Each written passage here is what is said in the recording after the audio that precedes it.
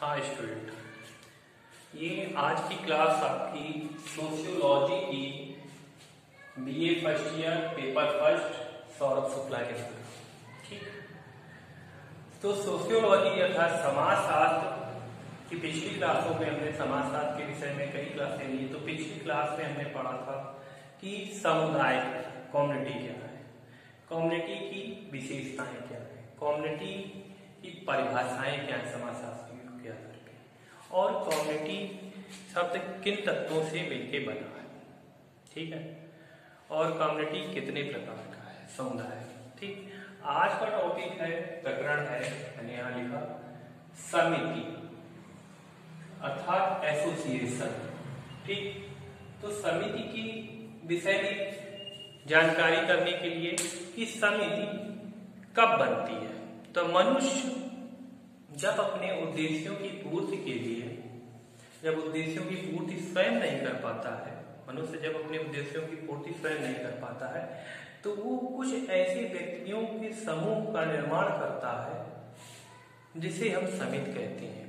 इसलिए कहा गया है, क्या कहा गया है कि समिति एक विशेष प्रयोजन या उद्देश्यों को निर्मित करके उद्देश्यों की प्राप्ति के लिए निर्माण की गई प्रक्रिया को समिति कहा गया है।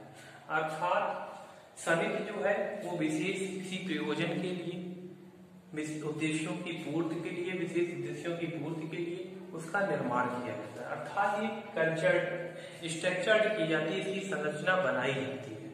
और समुदाय क्या था, वो स्वतः निर्मित होता था। समिति और समुदाय में आपने डिफरेंस यहाँ भी देख लिया।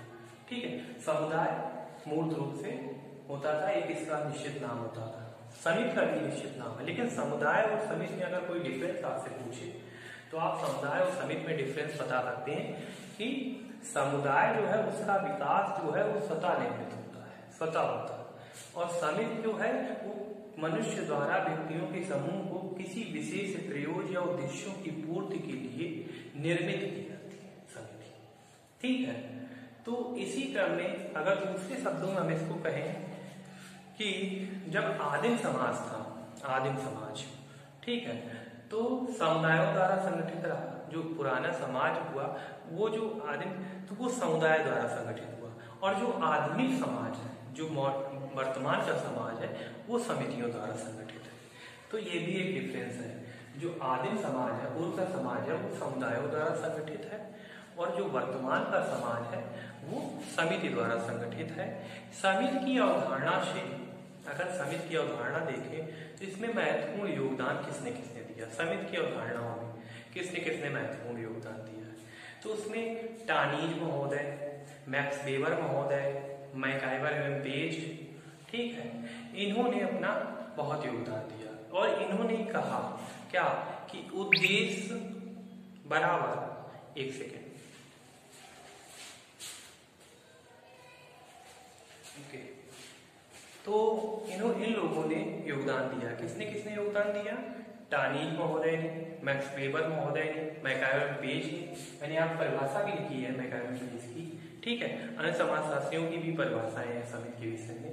ठीक, तो समिति के विषय में इनका योगदान रहा, और इन्होंने बताया कि उद्देश्य, अब अगर इसको देखें तो जैसे यहाँ पे हम ब्रैकेट लगा के कि उद्देश्य इज इक्वल पूर्ति इज इक्वल सहयोग इज इक्वल संगठित समूह बराबर समिति बनेगी। क्या बनेगी, ये विलियम गुडी के आधार पे कि उद्देश्य और इसकी पूर्ति, उद्देश्य की तो पूर्ति कैसे होगी, सहयोग से। कैसे होगी, उद्देश्य हुआ किसी चीज, कोई उद्देश्य हुआ, ठीक है, उसकी पूर्ति के लिए है, तो यहाँ पे यहाँ कामा लगा दीजिए आप, तो यहाँ पे सहयोग के द्वारा, सहयोग, और किसके द्वारा, संगठित समूह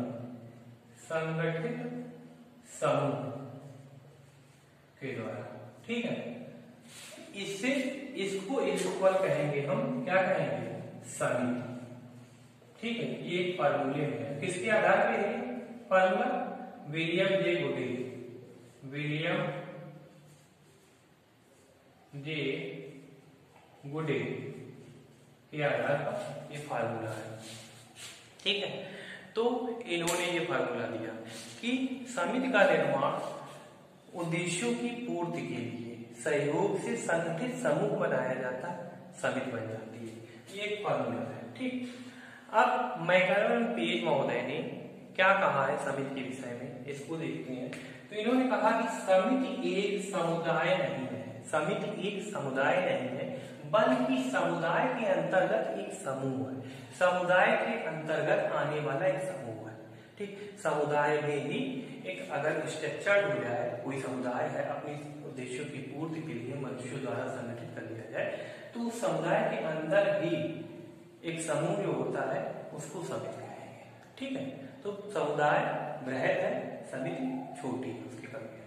बोगार्ड्स महोदय ने समिति के विषय में क्या कहा है? इन्होंने कहा कि समिति प्रायः कुछ विशिष्ट उद्देश्यों, समिति प्रायः कुछ विशिष्ट उद्देश्यों की प्राप्ति के लिए कार्य करने को कहते हैं। कुछ विशिष्ट उद्देश्य मैंने बताया ना, क्या किया? उद्देश्य की पूर्ति, सहयोग और संगठित समूह होगा। विलियम जे गुडे के आधार पर समिति का निर्माण होगा। इसी क्रम में अन्य परिभाषाएं जैसे हैं आपके, तो आर्बन एवं निम्बॉफ महोदय ने, उन्होंने भी समिति के विषय में कुछ बोला है। उन्होंने समिति के विषय में कहा कि समिति एक ऐसा संगठित समूह है या संगठन है जो प्रायः विशेष स्वार्थों की पूर्ति के लिए, विशेष उद्देश्यों की जगह इन्होंने स्वार्थों शब्द का प्रयोग किया, स्वार्थों की पूर्ति के लिए बनाया जाता है और इनका उद्देश्य अपने सदस्यों की विशेष एवं सामान्य इच्छाओं की पूर्ति करना होता है। ठीक है, तो जहां स्वार्थों का टर्मिनोलॉजी आ जाएगी, स्वार्थों की बात आ जाएगी, वहां आर्बन निम्बॉफ।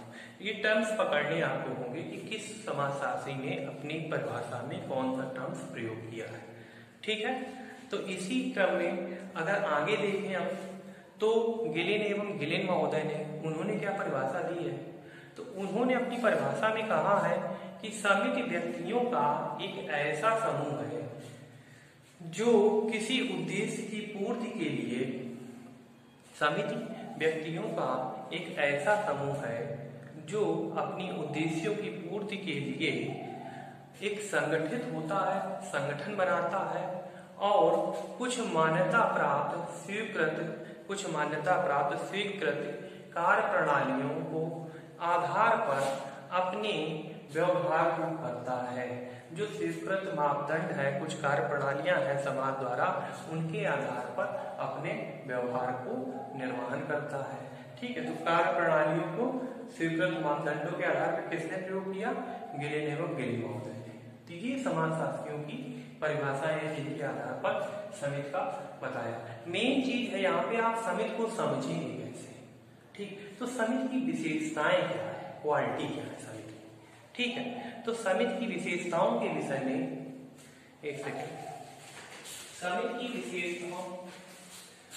विशेषताओं के विषय में बताया गया है। क्या बताया गया है? कि समिति व्यक्तियों का संगठित समूह है। समिति क्या है? व्यक्तियों का संगठित समूह है। ठीक, पहले ही बताया कि व्यक्तियों का संगठित समूह निश्चित उद्देश्यों को, दूसरा निश्चित उद्देश्य भी होंगे इसमें, जिस चीज में निश्चित उद्देश्य है समिति। मूर्त संगठन होता है, मतलब व्यक्तियों का समूह है तो व्यक्ति दिखाई देते हैं तो मूर्त संगठन होएगा। ठीक है, मूर्त है। विचार पूर्वक स्थापना की जाती है, अर्थात विचार पूर्वक, प्रयोज्य, उद्देश्य, निर्मित, ये सारे शब्द आ रहे हैं। ठीक, तो विचार पूर्वक इसकी स्थापना की जाएगी। इसकी ऐच्छिक सदस्यता होती है। अगर डिफरेंस याद करें आप, तो समुदाय की अनिवार्य सदस्यता होती है, जन्मजात होती है। इसकी सदस्यता कैसी है? ऐच्छिक सदस्यता है। ठीक, और नियमों पर आधारित होती है। कुछ नियमों के आधार पर समिति का निर्माण किया जाता है, एसोसिएशन का निर्माण किया जाता है। ठीक, औपचारिक संबंध होते हैं। औपचारिक और अनौपचारिक शब्द समझ लीजिए। औपचारिक मतलब फॉर्मल और अनौपचारिक इनफॉर्मल। औपचारिक मतलब लिखित रूप से, एक नियंत्रित रूप से, जैसे आप अपनी पठन सामग्री है आपकी, अर्थात आपका सिलेबस है जो, वो भी समाजशास्त्र का, तो ये एक औपचारिक रूप से नियंत्रित है ना, आपका एक नियंत्रित रूप में बनाया गया है यूनिवर्सिटी के द्वारा, ठीक है। और अनौपचारिक रूप से मानो शिक्षा कैसे ग्रहण कर रहे हैं, जैसे आप मोबाइल से अनौपचारिक शिक्षा है, आप जीवन पर्यंत सीखते रहते हैं। आपने आज ये एप्स का यूज करके कई चीजों की शिक्षा प्राप्त की अन्य रूप से, ठीक है, तो वो अनौपचारिक माध्यम है, ठीक। तो यहाँ औपचारिक संबंध होते हैं, ठीक है, मतलब जो उद्देश्य है उनके आधार के संबंधों का निर्माण होता है, उन उद्देश्यों की पूर्ति के लिए संबंध बनाए जाते हैं, ठीक है। आगे देखते हैं इसमें हम की भावना का अभाव होता है। समुदाय में हम की भावना पाई जाएगी और समिति में हम की भावना मतलब अपने से काम मतलब होता है, अपना जो काम है उसके आधार पर अपने जो उद्देश्य है उनकी उद्देश्यों की पूर्ति होती है, तो हम की भावना का अभाव होता है। अस्थायी प्रकट होती है और समुदाय की प्रकट कैसी थी, स्थायी प्रकट थी, क्योंकि जनजाति आपको अनिवार्य सदस्यता है, तो जब सदस्यता अनिवार्य है तो प्रकट भी स्थायी होगी, और जब सदस्यता यहाँ